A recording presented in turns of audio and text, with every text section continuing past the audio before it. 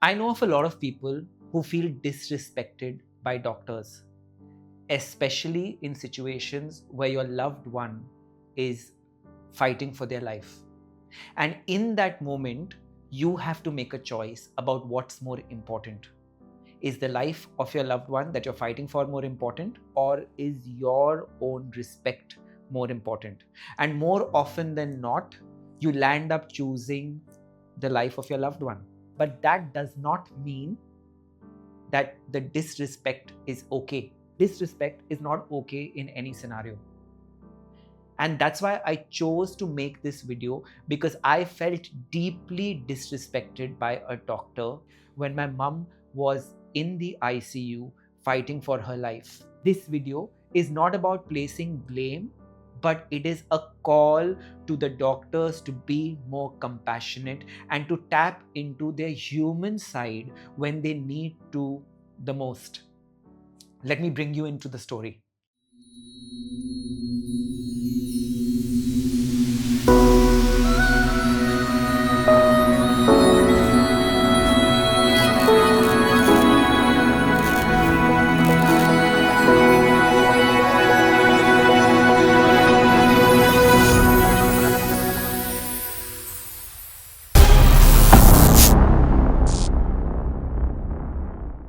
My mother very recently went through a septic shock and we needed urgent medical intervention.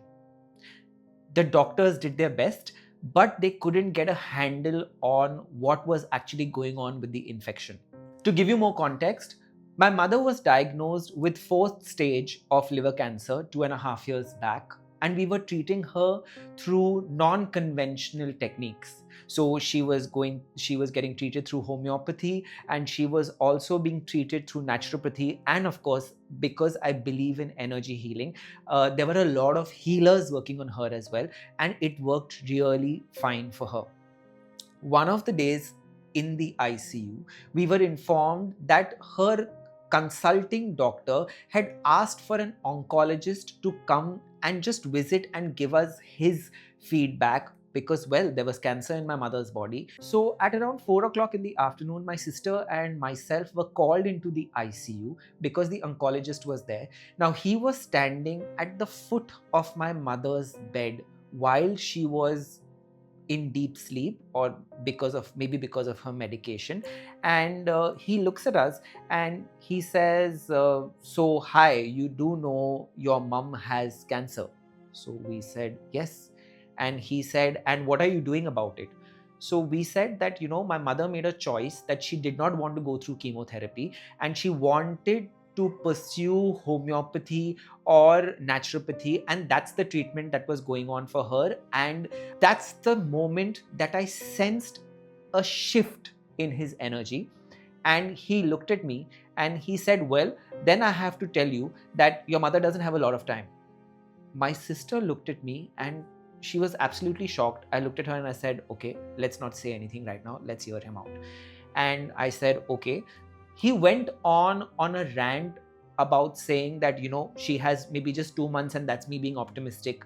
And I just want to tell you that if anybody advises a PET scan, there's no need to do a PET scan, because, well, you don't need to, trouble your mother more than that.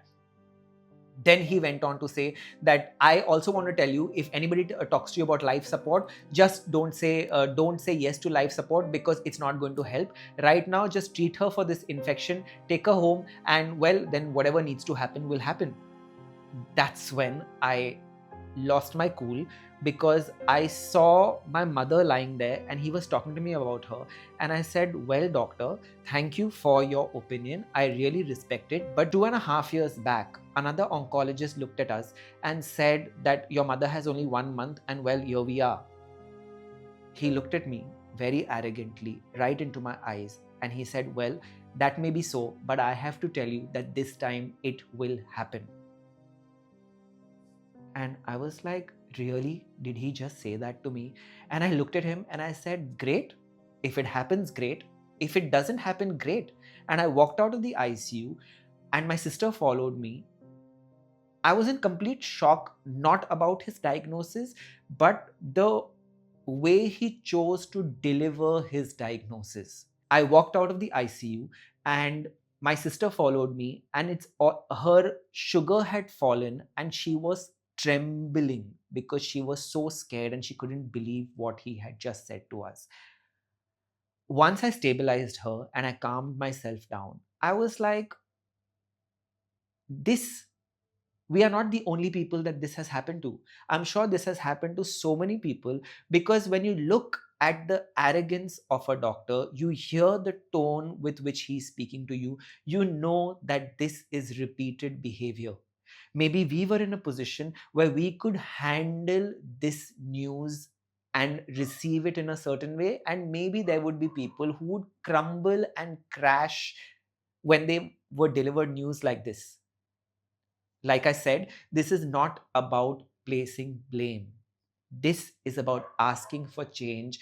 And here is how I'm going to ask doctors to do that.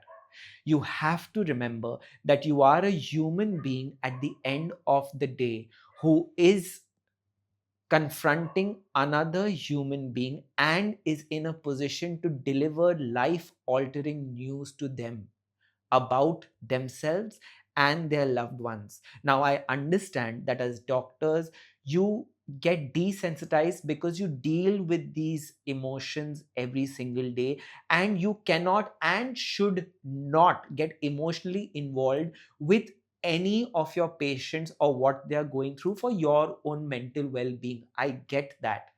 I am not asking you to feel it.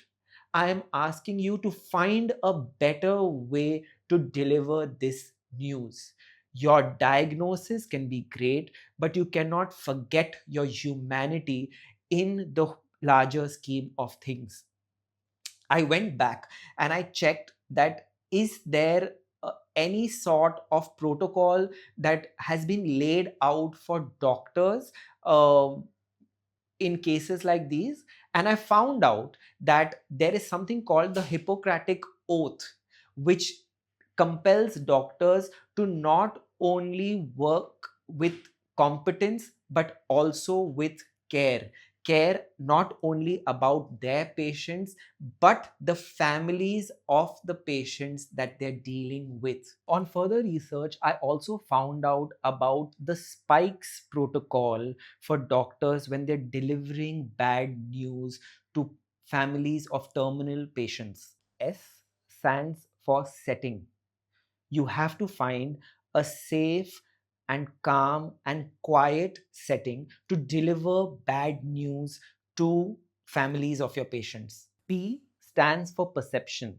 The doctor is meant to ask you how much you know about the reality and gravity of the situation of the patient.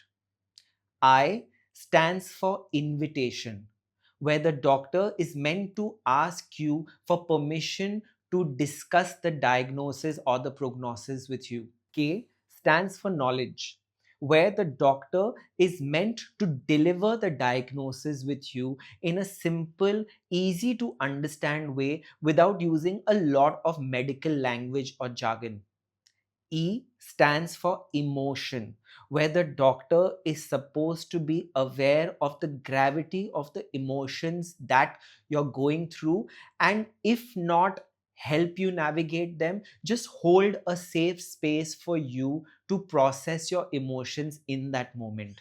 And S stands for strategy, where the doctor is meant to discuss the way forward or the strategy of medication with you after delivering this news to you. If I have to run my entire experience through the spikes protocol, we were completely wronged. All I will ask of from the doctors is to be a little more compassionate when they're delivering bad news like this, because you have to know that in that moment you're responsible for the trauma that the family is going to go through and the mental health repercussions of delivering this kind of news in such an insensitive way. Like I said before, I'm not asking you to feel it. I'm asking you to find a better way to deliver this news. And I truly believe that there is always a better, compassionate, and a more human way. Since the beginning of Soul Safar's journey, We have been talking about healing, but while we speak about healing, we cannot not speak about different ways in which trauma can be inflicted on people.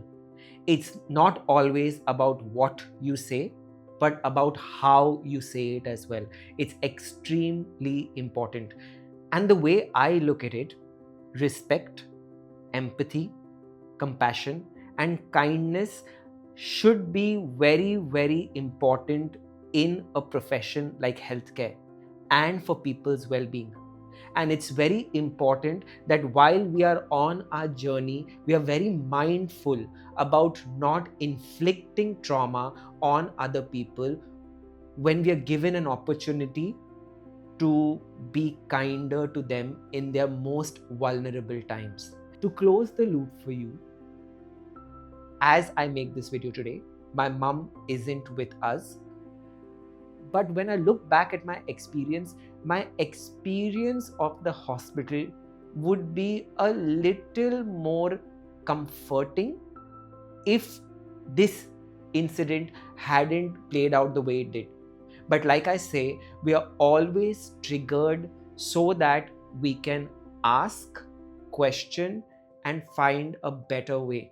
Even though the experience wasn't great, maybe I was meant to talk about this issue through a deep personal experience and bring up this conversation so people can ask for better. And all I'll ask of you doctors today is be kinder, do better.